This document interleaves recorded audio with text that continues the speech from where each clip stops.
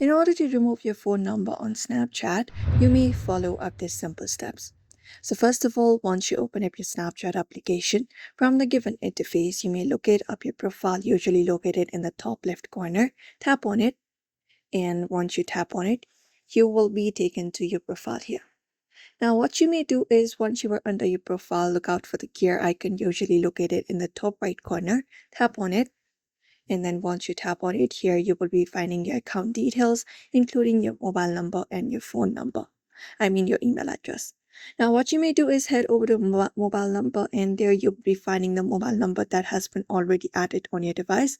If you would like to remove or delete it, you cannot do it. You need to just go ahead and remove the previous number and change it to replace it with the new one, as Snapchat uses it for recovery mode. So if you go ahead and add up a new phone number in this phone number section, you will be receiving a 6-digit code on that particular phone number, and you can replace it with a new one and remove the old phone number that you're trying to remove from your Snapchat.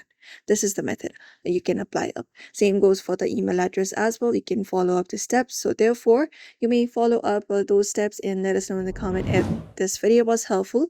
Don't forget to give it a like and subscribe for more tips.